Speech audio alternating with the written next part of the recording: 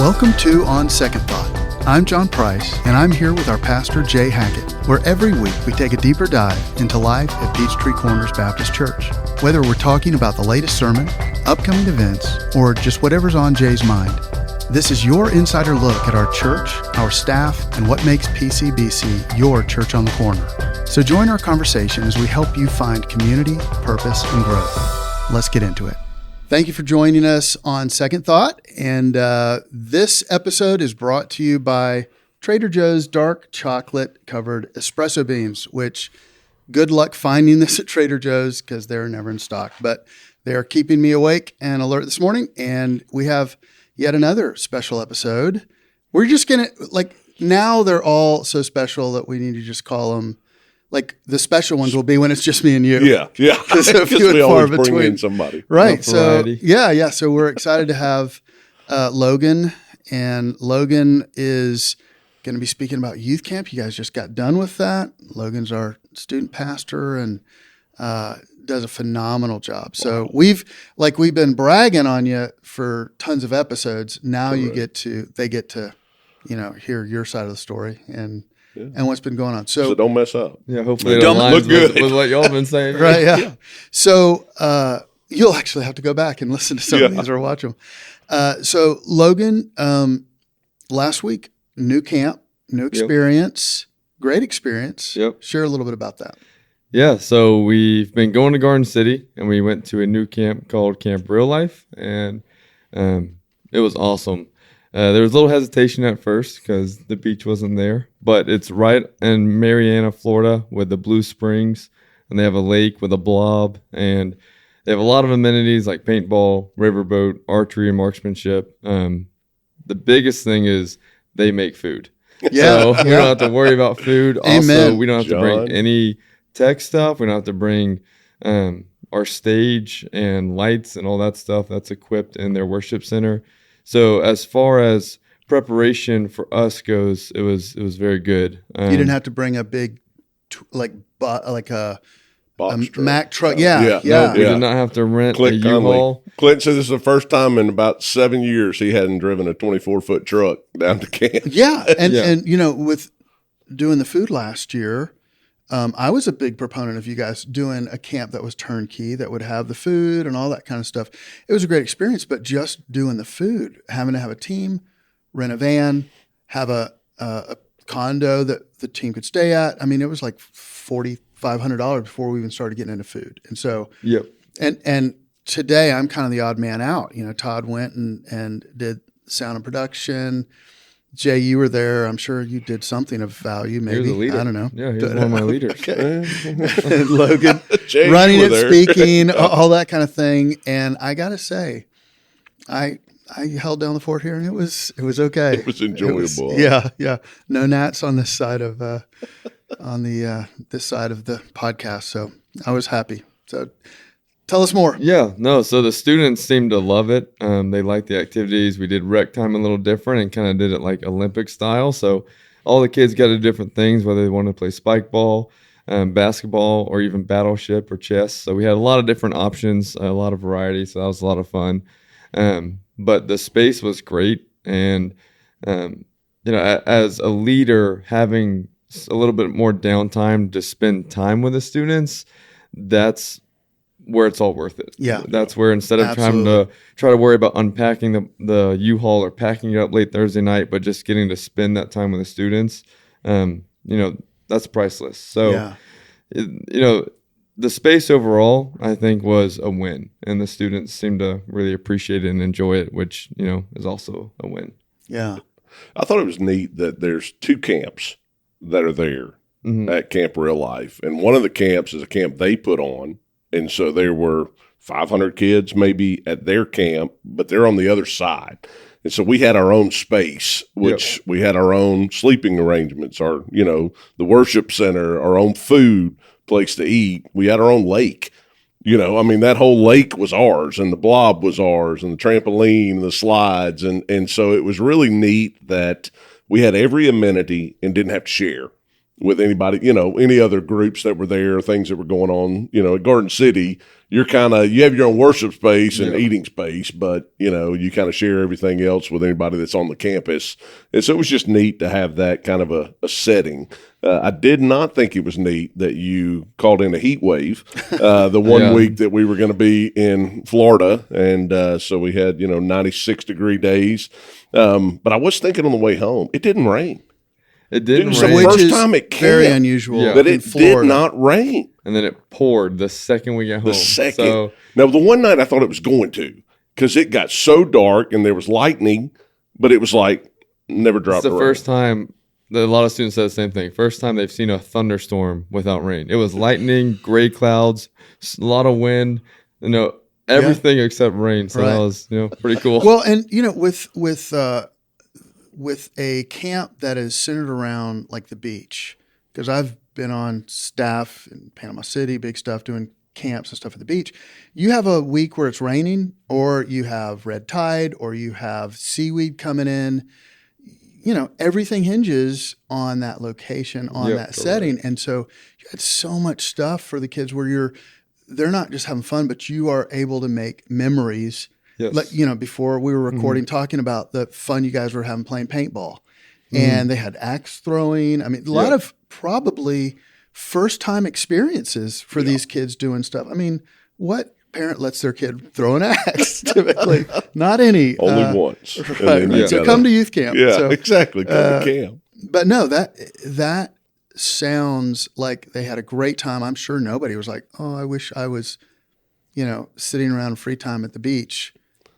When they had all these other things going on. Yeah. I mean, you get a few that miss the beach, but that's just for those who love the beach. But then there's a handful that also the whole time said, I'm so happy we're not at the beach. Right. They don't like the beach. So Right. a lot of it's preference, but I will say. Not everybody looks like me and Jay in their swimsuits. Correct. Yeah, exactly. But I will say, as far as the camp goes, there's not a lot of places you can rent that also provide support staff. So like as soon as lunch was done, we didn't have to clean. They had staff cleaning. Wow. When it came to cleanup at the end of the week, it was very brief, and they had staff cleaning that as well. And so their staff was very hands-on. Whenever we needed them, they were great. And so you knew you were at a camp that was run well, but Probably by former youth pastors. probably, But then This is how you do a camp. but you're partnered with them too, and so you're trying to help and they're helping, and that's really cool because a lot of the other places you rent it and then you get the space and that's it. Yeah. But they're right there with you and they're helping, and that was really, really cool. And I think that's what made it so much more enjoyable, is that we didn't have to worry about a lot of those minor details that tend to kind of cloud our focus for the week, but we just get to be very present with the students. And their staff would, you had a 15-minute safety briefing from the staff, and they had staff members at archery and staff members, there were marksmanship and axe throwing and even the riverboat, that would walk you through, hey, as we're driving up the river, here's some things you need to be aware of. Here's some things to watch. You're all wearing your life jackets. Once you get there, here's the expectation. And so it was not, you felt like, hey, they're here with us. We're not alone in this, but you still had the ability and the freedom because they're like, hey, it's your camp. What do you want to do? Yeah. We will work our staff around what y'all need. Yep. And I think that was probably the coolest thing, just to me. And then it just kind of, we were together. You know what I'm saying? I mean, there was a camaraderie and a unity that happened just being in our own little place. That even this year, is this the second year we've gone with First Conyers? Yep, our second year. Last year, it was like, they're over there, we're over here. Right. And this was the first year that it was like people were, cross-contamination was taking place, I don't know if that's the right phraseology there, but it was great because they were in groups together. They were laughing together. They're having great conversation. You mentioned it earlier. Our students were talking to their leaders and their students were coming to us like during worship times. Yeah. If God laid something on their heart, it wasn't, I've got to go talk to my leader. It was, hey, let me go talk to a leader. And so it was just neat to see that camaraderie coming together for the week and just how God used that time together. Well, I know that, you've kind of had pushback about this idea of going to a place that was turnkey, just simply because as a youth pastor yourself, you like having your kids having the freedom to do your schedule. And this sounds like it was the best of both worlds. I mean, it sounds like they gave you that, and you had the support, and you had your own space and facility. So that's fantastic. So we've covered the facilities, which on our side, we're like, oh, that's perfect. Yes. Next year, absolutely, no question. But talk about a little bit about the spiritual side of it. What did you guys talk about? What, kind of were some results or stories, takeaways from the week? Yeah, absolutely. So the theme for the week was imitate, and the whole idea, and Jay even mentioned it yesterday a little bit, but the whole idea is that we're called to imitate Christ, but not just in a way of mimicking actions, but in our heart's cry to want to follow and be obedient. And if we really do follow, and we really do desire to live like Christ, then our actions will do so, not because we're trying to, but because we're so in love with Jesus that we spend time with him, we sit at his feet, we learn, and as we're spending time with Jesus, he is completely changing our heart from the inside out. And when that happens, our life will begin to really imitate and reflect that of Christ. And that was a goal, because so often, you have people who try to walk the walk or talk the talk. And if you're around church world long enough, you can do it, and you can do it well. And that's kind of the scary part. You can fake it. You can fake it. Right. But when your time comes to an end, faking it doesn't get you anywhere. Right. So with these students, I would just challenge them, hey, this needs to be real. And it's really cool because over the past several years, like 3 years ago, our theme was freedom. And it was that God wanted to give you freedom. If you believed in him and you gave your life over to him, he was going to give you freedom for whatever you're struggling with. And last year was about living unashamed. Because you've been freed, now we need to be bold in our faith. And then this year it's imitating him. You've been free, now you're living boldly, so imitate him, and not just in your house and in your alone time, but imitate him as you go into the world and be a disciple and make disciples. And that's kind of the heart of the week. And it was really, really cool, because I even told Jay earlier, the difference in this year is that I felt like there was more practical conversations of, this is what I feel called to, or this is what I feel like my gifting is. Now, how do I use that? And so instead of just like intaking for the students, there was intaking, but also transformation, and then wanting to go and be proactive in what they felt like the Lord put on their heart. And I think that was not the first time that's happened, but the first time to this degree that several students, I spent a couple hours every night after our night session just talking to students about what they felt called to, and how do they use that for the kingdom of God, and how do they make sure they do that for the rest of their life. And that's a big part of what my heart is for the student ministry, is that they don't just love Jesus for a little bit, and not just during their middle and high school years, but for the rest of their life. And I think these conversations of their calling and their gifting allows them to chase after the purpose they've been created for, and imitate Christ in that for the rest of their life. So it was really, really cool. Yeah. A lot of times summer camp or any kind of youth ministry thing, the apex, the ceiling, that thing that you're shooting for is emotions, right? Yeah. Is the camp end of week campfire, crying night. You got to have a cry night. And so, where it is good to connect with our emotions and our faith being tied to our emotions, that is not the finish line. And to be able to push beyond that and to say, now we're called to action, and what are we going to do with that? That's fantastic. And I think that is a true measure of growth. Mm-hmm. And the beginning of that spiritual maturity is to get out of just this idea of, I can't wait till camp because I'll have that emotional experience. Camp was a launching pad for me to be propelled into this next stage of figuring out who I am, how I'm gifted, and what do I do with that? Yeah, absolutely. That's kind of how we set up the week too. We started with, what does it mean to follow Jesus? And then what does it mean to imitate him? And in doing so, Paul says it. He says, imitate me as I imitate Christ. Right. So we challenged the students as we left camp is your life able to be imitated? in a way that's going to either draw them closer to Jesus or push them further away from Jesus. And that's kind of that last, step of, we learn what it means to follow and imitate. Now, as you proclaim to be doing so, who are you pushing them closer to, Jesus or the world? And I think that's a really good challenge that they can, live out. Yeah, there's a kind of a parallel. Bill Hull talks about a professor who gave the syllabus and the curriculum at the beginning of the semester and said, you are going to learn this material. You're going to tell someone else, and then they're going to take the test. And how they do on the test will determine what grade you get. And that's that idea of what true discipleship is. It's not what you know. It's what you live, being Christ-like, and how that Christ filtered through you. How is that received, perceived, and even lived out in the next person? That 2 Timothy 2:2, that, teach men as I have taught you, teach others so that they can, it's 4 or 5 generations right there. Yeah. It's not what about the experiences you have. It's how are you living it in such a way that the next person gets to do it as well. I love that. It was neat coming off of a full week of what it looks like to imitate Christ. And then Saturday, I had a funeral. And so David Shaw and I did Bill Bernard's funeral, a man that had lived 93 years. And from my perspective, I was like, this is a man that followed Christ. Yeah. Just watching, he's a VP at IBM for years, and then goes into Dallas Theological Seminary and serving through there, doing different things over the years.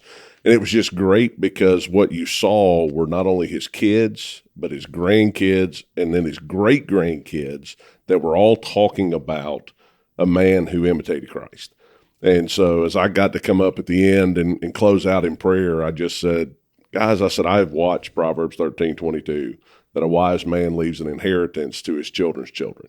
And that's not talking just financially, it's talking spiritually. And so, it was neat to walk away from a full week of camp and go, here's a man who has imitated Christ. And because of that, we're seeing it now, to the 3rd and 4th generation because of the legacy that he has left, because of the imitation of Christ. And it really just inspired me to go, okay, man, am I going to leave that kind of a legacy? Am I doing it now? Because it's not, hey, one day I'll get to do that. It's I need to imitate Christ now and have the impact on the people that I get the opportunity to share with, so that prayerfully one day people will say that was a man who loved Jesus and imitated him, and that was someone worth following. Right? We know ultimately we are following Christ, but, as Billy Graham used to say, you may be the only Bible anyone ever reads. Yeah. And so it's that thought process of going, okay, I want to live my life. I'm not perfect. No, I'm going to fall. I know that. I'm going to fail. And everybody wants to define you by your worst moment, not your best. But how am I living that would inspire someone else to at least inquire and to pursue the gospel, to look at it and to say, let me just take a look. Maybe it's true, and I think that's the key for all of us. And that idea of disciple is a follower. And so Jesus had disciples that followed him, but he trained his disciples not to get disciples that would follow them, but that would point to Jesus. And so that's the thing. We don't get followers of ours. We point people to Jesus. And if we're pointing them to Jesus and we're being authentic in our walk, then we're able to say, look, I'm going to disappoint you. I'm going to blow it. That's why I need Jesus. That's why we all need Jesus. Yeah. But even Jesus, pointed to the will of the Father, which is cool. Because he wasn't just, hey, look what I do, but look what I do in accordance to the will of the Father. Yeah, and absolutely. That's not our desire, but his will be done. And that's the cool part. It's like I've said so many times, you can know me and go to hell. You can't know Jesus in an intimate and personal way and spend eternity separated from him. And so please don't think you're coming to follow me because I'm going to lead you astray from time to time. Sure. I just want to point you, we're all John the Baptist in a way. I'm just here making a way for the one. That's really the call. Speaking of John the Baptist, and I am really John the Baptist. We got to baptize 8 students. There you go. Fantastic. A great way to end camp. And then there was another kid who wanted to get baptized back home from First Conyer. So technically there were 9 that gave their life to Jesus this week, which Wonderful. was so cool to see. And for them to take that step of, hey, I'm going to follow him and imitate him now, but I'm going to do this forever. And hopefully their story will be the same Absolutely. as the one you just told, that they will have kids and grandkids and great-grandkids who are imitating because of their commitment they made this week. It Yeah. was so neat to see that. I only had one disappointment. I told Logan, I said, we need to get all of them on the blob. And if you jump and say in the name of the Father, the Son, and the Holy Spirit and shoot them into the water, that would have been a cooler way, I think, to baptize. Well, the students wanted that too.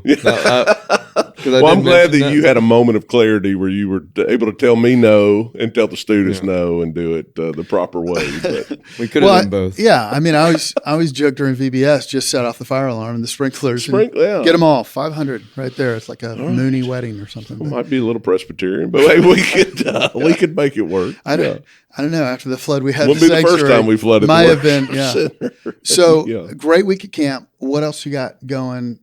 I mean, you're a glutton for punishment because this is not the last thing you're doing for the summer. No. What else you all No, we doing? do a lot of stuff. Summer is the students' most free time, and so we want to, try to utilize that as best as possible. So this Wednesday, we have a Liebenberg Lake Day, so we're going to the Liebenberg's house and yes. going to Berkeley Lake and hanging out and Fun. swimming around, just enjoying that time together. And then we do 1 week on, 1 week off. So the following week we'll be back at Elevate, which is from 6 to 8 p.m. in the Student Center. It's the name of our normal Wednesday night Wednesday youth nights, group. yeah. Yep. And then the week after that, we're doing a game night, and then Elevate, and then the last Wednesday in July, we're having a back to school bash before school kicks off. And I remember having that much energy I know. a few decades ago. Yeah. Goodness. yeah, so it's busy, but it's Yeah. so worth it. Plus, you have That's another awesome. trip, right? Yeah, so we have SOU 201 in Washington, D.C. in a few weeks as well. Great. So, I love SLU. Yeah, love SOU, and we have 8 kids going, which is going to be great. Student And- Leadership University. Yep, So, Student Leadership University, and it's in D.C., so they're learning how to lead with a biblical foundation, but more so in America, what American leadership Historical looks like. church Yes. fathers and Yeah. Yeah. And it's a nice, calm time right now in D.C., so there should not be, anything really to think about or to see while y'all are there. Yeah, It's a nice calm time everywhere, isn't it? Yeah. So a busy summer, and then you guys go just straight into the fall with your regular activities. yeah. We take that first week off when they go back to school, and kind of let them settle into school, and then we kick off and go from there every week. Yeah. I think the beginning of our semesters we have like the worship night. Yes. Is that what you're calling the week off? As far as the programming from the student side, yes. we have everybody get together. It's a way that we can worship as a church family, and also kind of highlight here are the adult classes we're doing that are available. Youth are going to be meeting. We pray over the students, the teachers, the children, and their ministry. So, we're kind of on that slow, steady march towards the fall, but there's still a lot going on Coming. in the summer. So next week, You're leaving. I'm going to Kenya. This week I'm off. This is what off looks like for me. And you're recording. But no, after this, I'm going to go home and spend time with April because going to Kenya next week, 15 of us, and I'm excited. We had our meeting, kind of our final meeting before the trip yesterday. Did a little bit of packing of, arts and crafts and the rec stuff and covering different bases. And so it's going to be a fantastic trip. It's going to be an awesome week. We're It excited really to hear all is. the stories and see what it's y'all gonna be do. great. First time I'll be in Africa and in Kenya, but I'm looking forward to seeing John and Leah, and who are over at Valley Light, and just seeing where they do their ministry in that area. We're going to do a little safari time at the beginning, and then we're going to go into the ministry part. We'll be working with people who have AIDS. We'll be handing out the water filters that the kids raised money for during VBS. I think 115 water filters, which that is was awesome. fantastic. Yeah. And then doing like a little VBS stuff and doing some team stuff together, some team devotions. And so that'll be a great experience that I'm looking forward to. This last weekend, we had our church tour.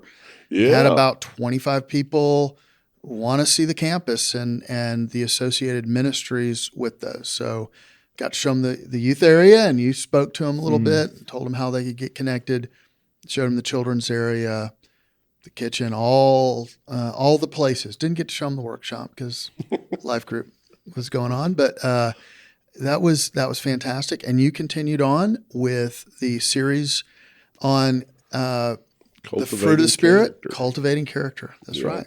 Talking about talked about kindness this week, and how it's a little bit different than Southern hospitality, which I think a lot of times we just think, oh, kindness, I got that one. But it's really, it's a response of grace towards people, regardless of how they've treated you, regardless of what they deserve. And it only comes through Christ. And so, the only thing I wanted to share Sunday that I didn't get to was kind of the forgiveness / kindness of Corrie ten Boom. And, kind of during World War II, everything that she went through and the loss of her sister there at Ravensbrück, the different things that were happening. And the story is told of her that as she's traveling through Europe, sharing her story, one of the guards that was there at Ravensbrück actually showed up and had given his life to Christ, didn't recognize her, but she immediately recognized him. Yeah, and after it was over, came up and said, "Hey, I just want to thank you for what you've shared." He goes, "Is there any way you can forgive me?"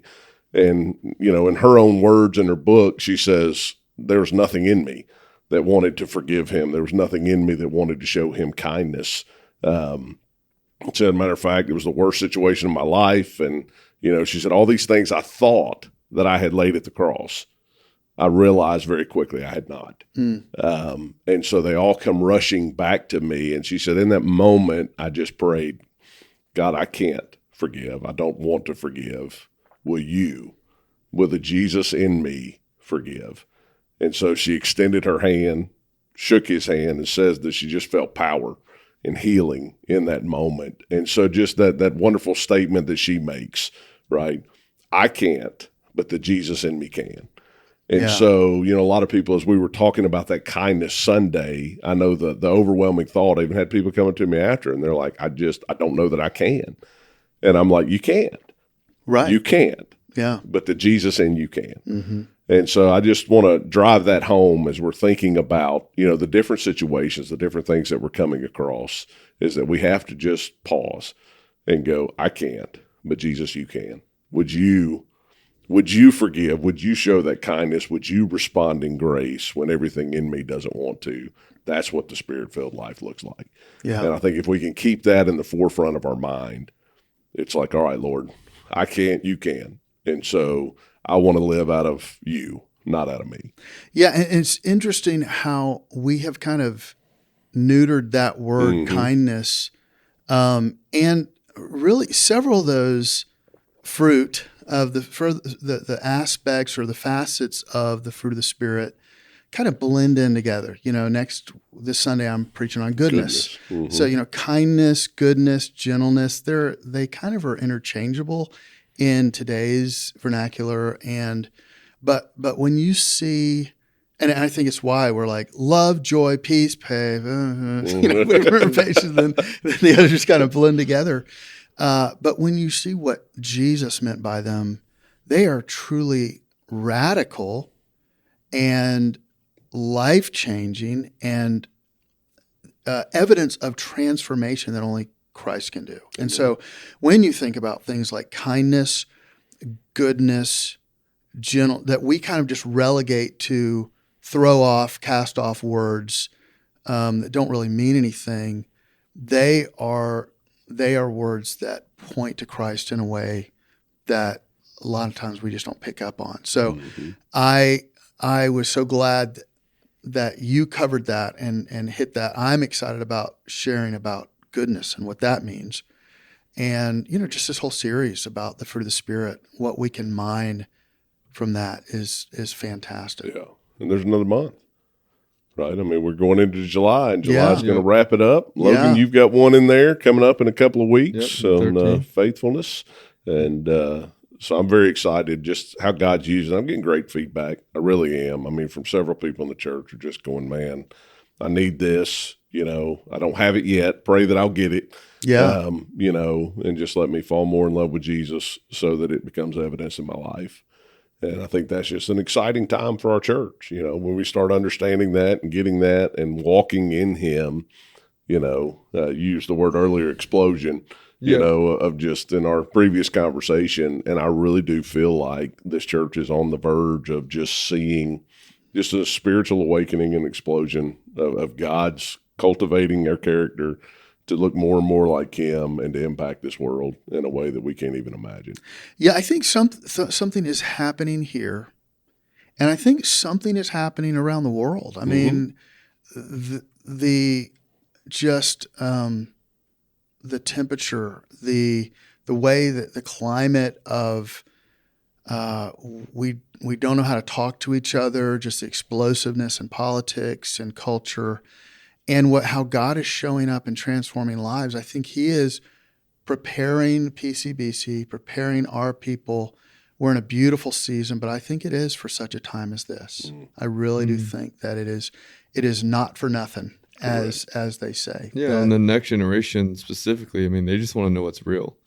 Yeah, and absolutely. What better time to know what's real and to seek Jesus in the middle of this. And even your sermon yesterday, when you opened up with Southern hospitality, I got to thinking that, Southern hospitality seems like a outward appearance of being nice. And so it's actually self-oriented, whereas genuine spiritual kindness is others-oriented. Correct. I think that's the difference, and if we're living this out and wanting to know what's true and real, we're going to focus on others, and that's going to, in turn, grow our faith as well.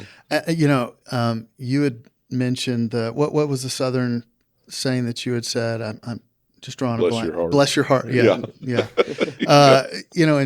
In church world, right? In Southern church world, Reggie McNeil, I love what he says. Is when it's like you're having a conversation. Well, I'll pray for you. Yeah. That's our way of saying we're done here. We're done. Conversation is over. I'm tired of this. Let's move on. I'll pray for you. That's the conversation stopper. It's that external looking holy. Mm-hmm. But I mean, like you said, at the end of it, what is it good for? Yeah. And I think one of the things, if there's a positive thing to COVID and what we went through during that time, is it really did kind of separate those who were coming to church just out of tradition because it's what you do. And then all of a sudden we had people just staying away in droves. And at first it's like, well, I'm staying safe and I'm going to watch it online, to just, they found other things to do. Yeah. But people started asking, I only have so much time. What is my time worth? Yeah.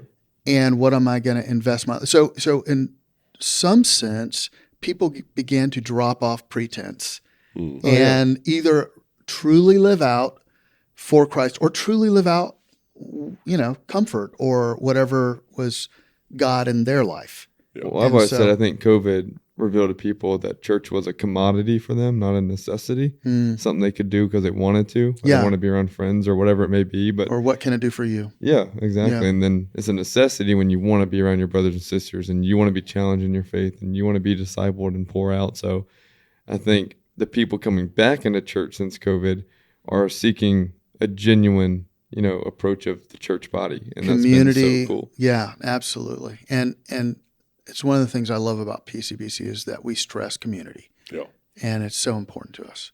Well, anything else you want to cover, Logan? Anything you want to? No. All right. I'll pray for you. Same thing. Good stuff. There you go. Fantastic callback. I love it. Well, Logan, thanks for joining us this episode. Absolutely. We'll certainly have you on here again. It's been far too long. Is that right? Far too long since we've had you? Sure.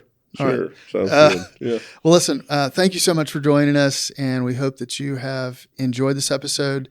If you did, please like, share, subscribe, all the stuff, and please comment, share your favorite youth group memory if you have one, or share one of your favorite things about PCBC in the comments, because we'd love to hear that.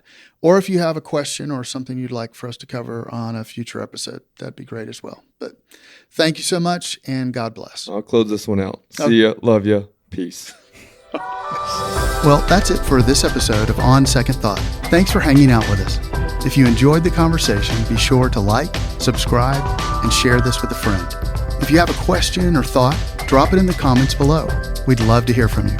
If you'd like to find out more about your church on the corner, check us out at pcbchurch.org. We'll be back next week with more, so until then, have a great week and God bless.